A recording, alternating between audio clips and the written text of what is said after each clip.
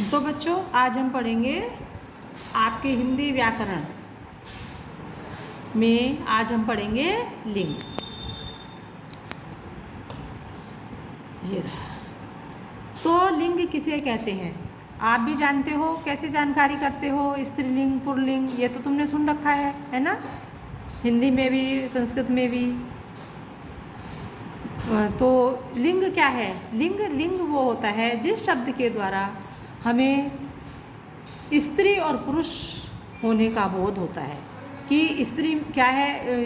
इस शब्द में इस शब्द से पता लग जाता है कि ये स्त्री है या पुरुष है। तो लिंग का दूसरा नाम अर्थ है एक चिन्ह, यानी लिंग अर्थात चिन्ह। लिंग भी कह सकते हैं और चिन्ह भी कह सकते हैं। जिस चिन्ह से यह जाना जा सके, जिस चिन्ह के द्वारा यह जाना जा सके कि यह पुरुष जाति का है या स्त्री जाति का, यानी जिस शब्द के द्वारा या उसके चिन्ह से ये पता लगे कि ये पुरुष जाति का है या स्त्री जाति का, उसे लिंग कहते हैं।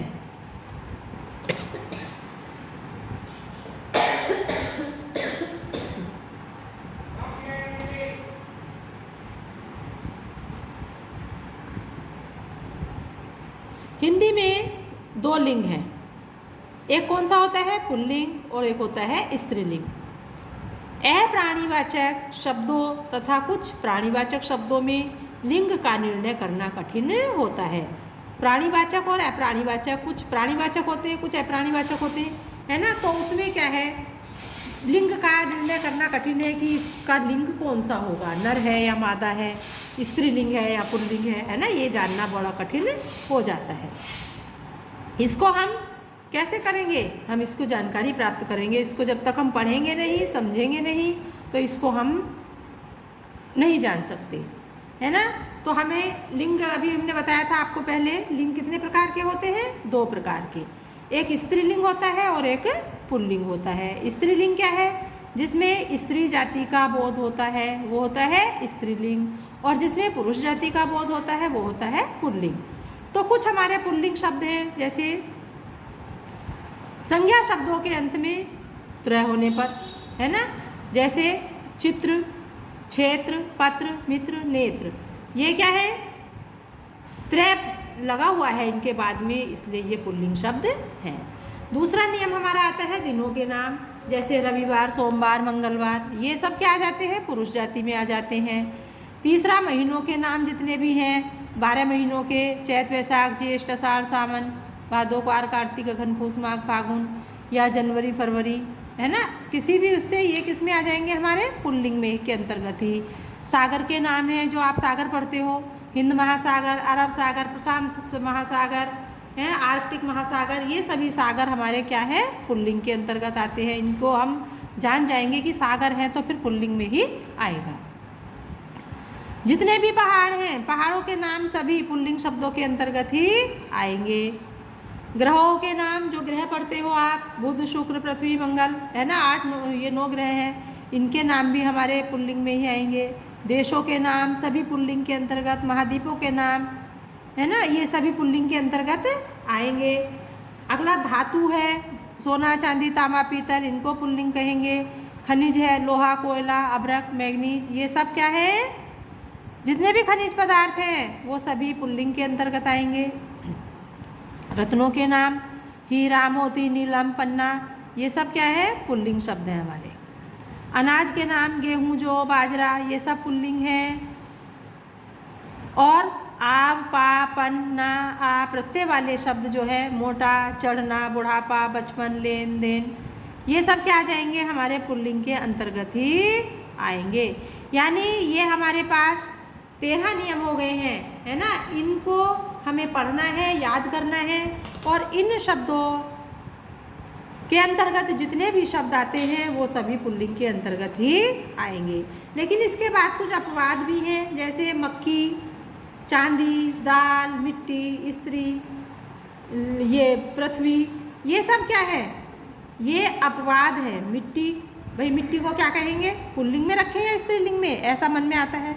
मक्खी है, उसको स्त्रीलिंग में रखें, पुल्लिंग में? वैसे मक्का होता है, लेकिन क्या बोल देते हैं अपवाद में? मक्खी बोल देते हैं, है ना। तो ये सब क्या है, ये सब स्त्रीलिंग के अंतर्गत ही आते हैं।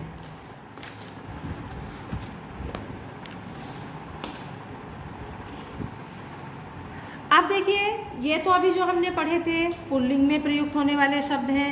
अब हम आपको पढ़ा रहे हैं स्त्रीलिंग में प्रयुक्त होने वाले शब्द। जैसे कि भाषाओं के नाम हैं सारे, हिंदी, अंग्रेजी, संस्कृत, चीनी, गुजराती, ये सब क्या है, स्त्रीलिंग के अंतर्गत आएंगे।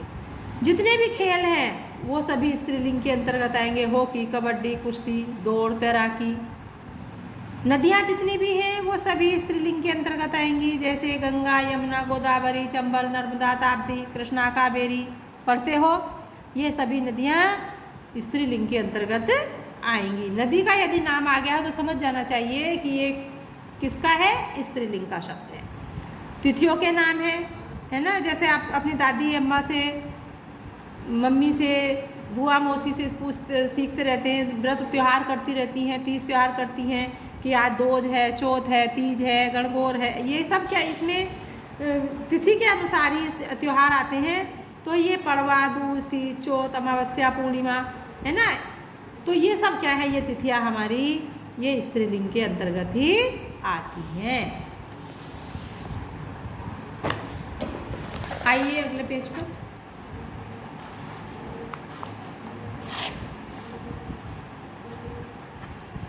अब बच्चों ये हमारा नक्षत्रों के नाम है। चित्रा, जिसमें त्र लगा हुआ है, आर्द्रा, भद्रा, चित्रा नक्षत्र है ये, है ना, ये हमारे स्त्रीलिंग के अंतर्गत आते हैं। आकारांत शब्द जैसे कृपा, दया, माला, आत्मा, विद्या, शोभा, रमा, ये जिसमें जितने भी आकारांत शब्द हैं ये सभी स्त्रीलिंग के अंतर्गत आते हैं। एक है इकारांत, उकारांत वाले शब्द भी स्त्रीलिंग के अंतर्गत ही आते हैं। जैसे वस्तु, मृत्यु, आयु, जाति, रीति, शांति, ये सब स्त्रीलिंग के अंतर्गत ही आते हैं।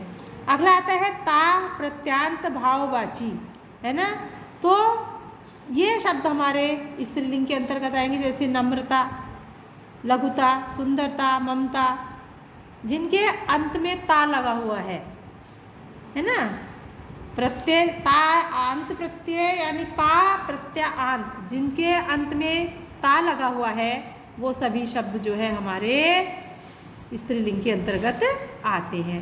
एक हमने बताया था, ये आपका आता है नित्य पुल्लिंग। अब ये समझ रहे हो नित्य पुल्लिंग क्या है, यानी जो हमेशा पुल्लिंग में ही बोले जाते हैं। देखने में ऐसे लगते हैं कि ये पुल्लिंग में है, पुल्लिंग में ही बोले जाते हैं, लेकिन इनमें स्त्रीलिंग भी होता है ना। तो इन्हें स्त्रीलिंग में बदलने के लिए मादा का प्रयोग किया जाता है। इनके पहले मादा लगाया जाता है। ये हमेशा जो है पुल्लिंग के ही शब्द हैं। चीता, कछुआ, कोआ, उल्लू, खटमल, इनको क्या है, पुल्लिंग में ही बोला जाता है, लेकिन इनके भी तो स्त्रीलिंग होता है इनमें भी।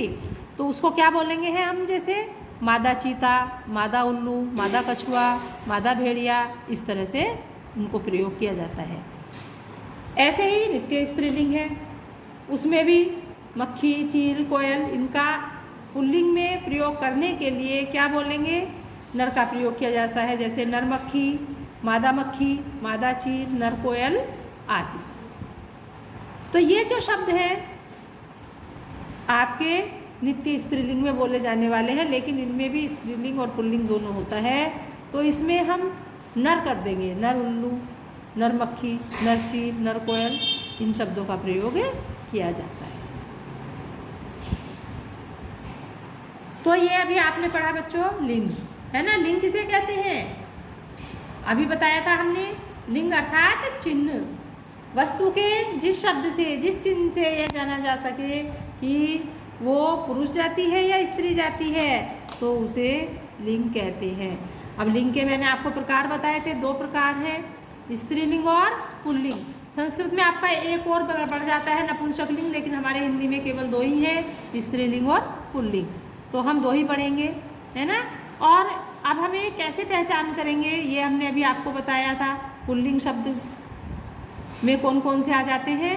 पुल्लिंग में त्रय होने पर, संज्ञा शब्दों के अंत में त्रय होने पर दिनों के नाम, महीनों के नाम, सागर के नाम, पहाड़ों के नाम, ग्रहों के नाम, देशों के नाम, महाद्वीपों के नाम, धातुओं के नाम, खनिज पदार्थों के नाम, रत्नों के नाम, अनाज के और आव पा पन आ प्रत्यय लगने वाले शब्द, ये सब क्या है? पुल्लिंग शब्द के अंतर्गत आते हैं। ऐसे ही स्त्रीलिंग में आ जाती है हमारे भाषाओं के नाम आ जाते हैं, सभी खेलों के नाम आ जाते हैं, सभी झीलों के नाम आ जाते हैं, सारी नदियों के नाम आ जाते हैं, सभी तिथियों के, नक्षत्रों के, आकारांत वाले शब्द, इकारांत वाले, उकारांत वाले, ता प्रत्यांत वाले भाववाची शब्द, ये सब क्या है? हमारे स्त्रीलिंग शब्दों के अंतर्गत ही आते हैं। मैं समझती हूँ कि अब आपको ये समझ में आ गया होगा। आप अपनी पुस्तक से फिर से पढ़ लेना और अपनी कॉपी में लिख लेना।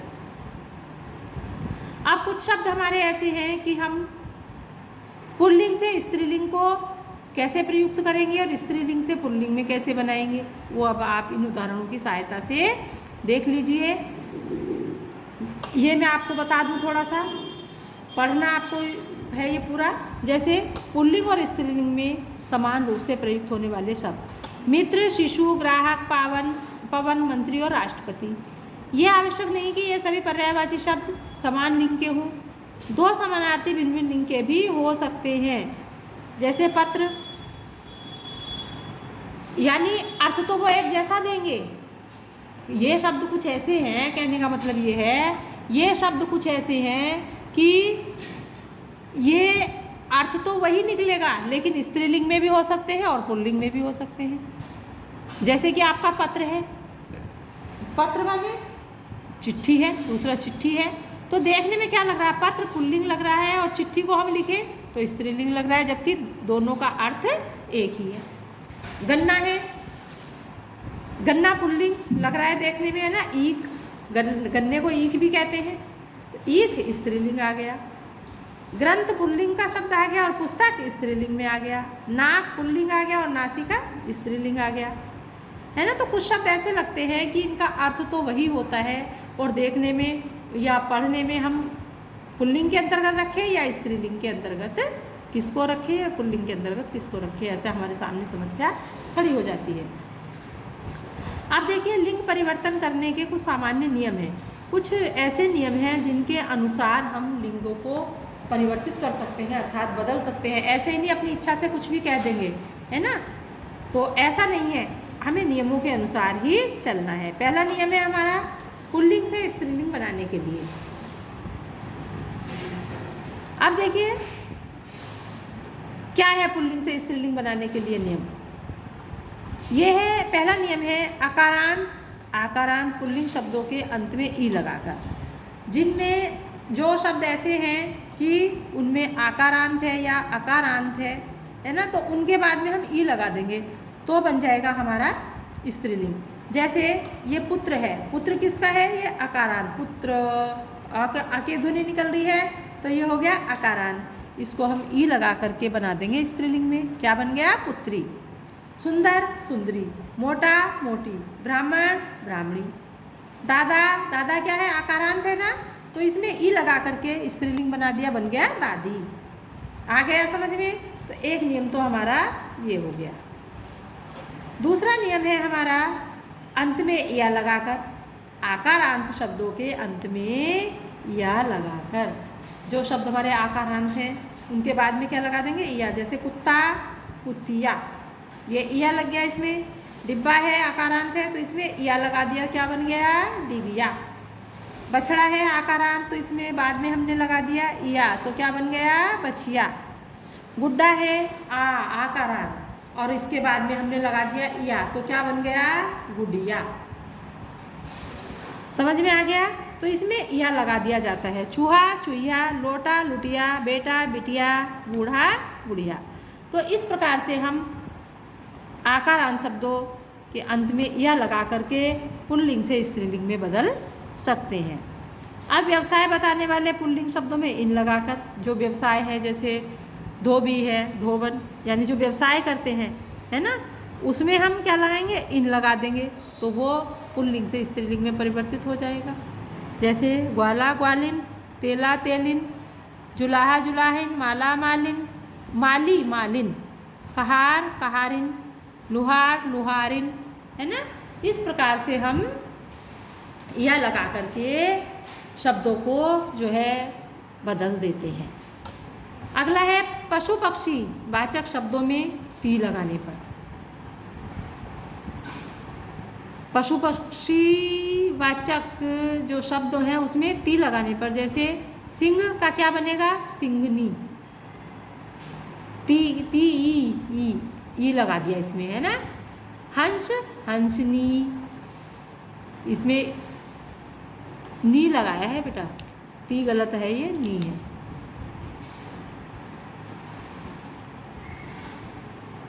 नी। ऊंट ऊंटनी, हाथी हथनी, मोर मोरनी, बाघ बाघिनी। इस प्रकार से नी लगा करके जो है शब्दों को बदल करके पुल्लिंग से स्त्रीलिंग बना देते हैं। अगला है हमारा चौथा नियम, अकारांत शब्दों में आनी लगाकर, जैसे देवर देवरानी। ये किन में आता है, जो रिश्ते ये होते हैं, जेठ जेठानी, चौधरी चौधरानी, नौकर नौकरानी, मेहतर मेहतरानी, खत्री खत्रानी, ब्राह्मण ब्रह्माणी। इस तरह से जो है इनका आनी लगा करके बदल देते हैं। उपजातीय शब्दों के अंत में आइन लगा देते हैं, जैसे ठाकुर ठाकुराइन, लाला लालाइन, पंडित पंडिताइन, चौबे चौबाइन, है ना। इस तरह से इन लगा करके पुल्लिंग से स्त्रीलिंग बना दिया जाता है। अगला आता है संस्कृत में अक प्रत्यय वाले शब्दों में इका लगा करके, जैसे नायक नायिका, इसमें इका लगाया हुआ है। शिक्षिका, ये क्या लगाया हुआ है, इका। मूषक मूषिका, गायक गायिका, दर्शक दर्शिका, पाठक पाठिका। इस प्रकार से जो है इका लगा करके ये शब्द बन गया स्त्रीलिंग का। अब है संस्कृत शब्दों के अंतिम ए को आ बनाकर, जैसे बाल बाला, सुत सुता।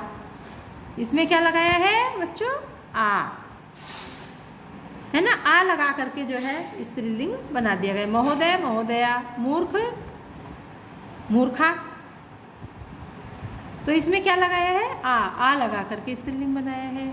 अगला आता है सर्वथा भिन्न रूप से पुल्लिंग स्त्रीलिंग शब्द, जैसे इनका हमेशा इनका रूप अलग ही रहता है, पुल्लिंग और स्त्रीलिंग का। माता पिता, ना तो भाई इसमें तो कोई इन नहीं लगाया या नहीं लगाया, कुछ भी नहीं लगाया, ये जैसे का वैसा ही रहता है। माता पिता, बैल गाय, कवि कवियत्री, मर्द औरत, विधुर विधवा, पति पत्नी, पुरुष स्त्री, वर वधू, विद्वान विदुषी, भाई बहन।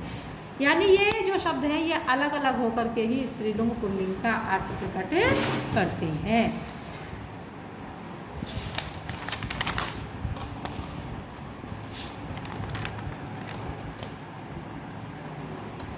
तो इसी प्रकार आपने ये पुल्लिंग से स्त्रीलिंग बनाने के नियम पढ़े हैं। अब आप आ जाइए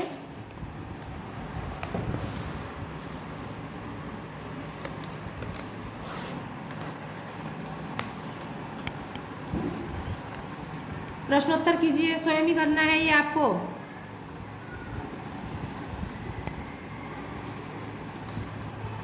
स्वयं निशान लगाइए अपनी किताब में। ये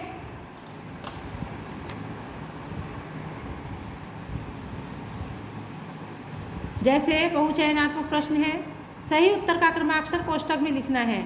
विद्वान का स्त्रीलिंग शब्द है, क्या होगा, विदुर, कवयित्री, विद्वान नारी या विदुषी। तो विद्वान का क्या होगा इसमें, ग भाग, ये सही है, विदुषी। इस तरह से आपको स्वयं करना है। नित्य स्त्रीलिंग वाला पद है, नित्य स्त्रीलिंग यानी लता, कोयल, चीता, नम्रता, हमेशा स्त्रीलिंग में ही रहता है। क्या होता है ये, जैसे कोयल, इसमें क्या बताया था मैंने अभी आपको, इसमें नर मादा हो जाता है, नर कोयल और मादा कोयल, है ना। तो कोयल को स्त्रीलिंग में ही समझा जाता है। यदि इसमें पुल्लिंग निकालना है तो क्या होता है, नर कोयल, है ना। तो ये हमेशा स्त्रीलिंग में चलता है कोयल। नित्य पुल्लिंग शब्द है कोवा, ये ख वाला।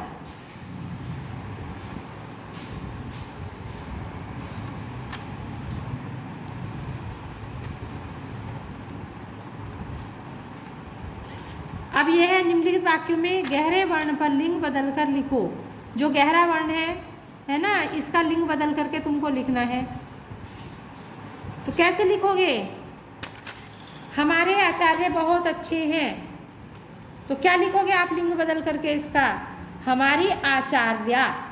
क्या लिखोगे, आचार्य। आचार्य को आचार्या कर दोगे, आ उपसर्ग लग जाएगा इसमें।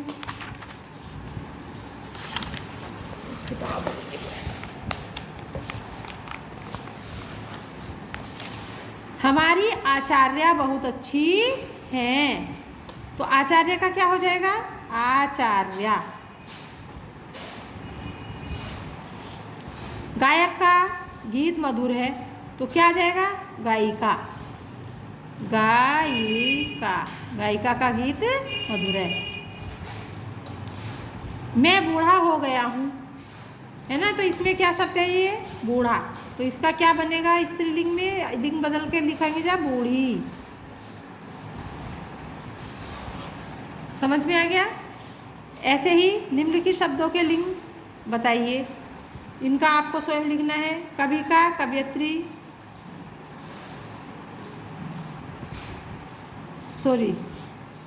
लिंग बताना है, इसमें निम्नलिखित शब्दों का लिंग बताइए। कवि क्या है, पुल्लिंग। नौकरानी क्या है, स्त्रीलिंग। जल क्या है, नित्य पुल्लिंग, है ना। और मुख क्या है, ये भी नित्य पुल्लिंग।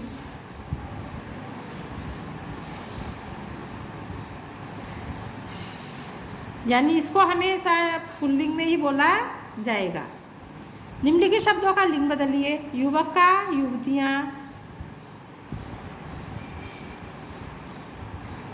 सम्राट का सम्राज्ञी,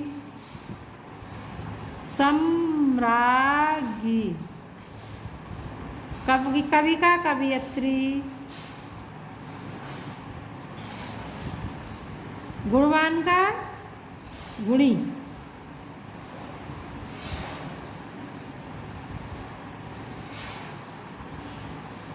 ऐसे चार पुल्लिंग संज्ञा शब्द के अंतिम ए के साथ केवल नी जोड़कर स्त्रीलिंग बन जाते हैं। लिखिए, ए के साथ केवल नी जोड़ करके लिखना, इसको स्वयं करना। आगे के भी आप स्वयं करना। बता दिया है मैंने, पूरा पाठ पढ़ा दिया है। 8th क्लास के बच्चे हो, कुछ तो करो। और नहीं, किसी भी दिन आ करके स्कूल में अपनी समस्या का समाधान कर लीजिए। जहाँ कहीं समस्या आ रही है तो अपनी पुस्तक लेके आइए और अपना समस्या को लिख के लेके आइए और यहाँ आकर के पूछ लीजिए, समाधान हो जाएगा। धन्यवाद।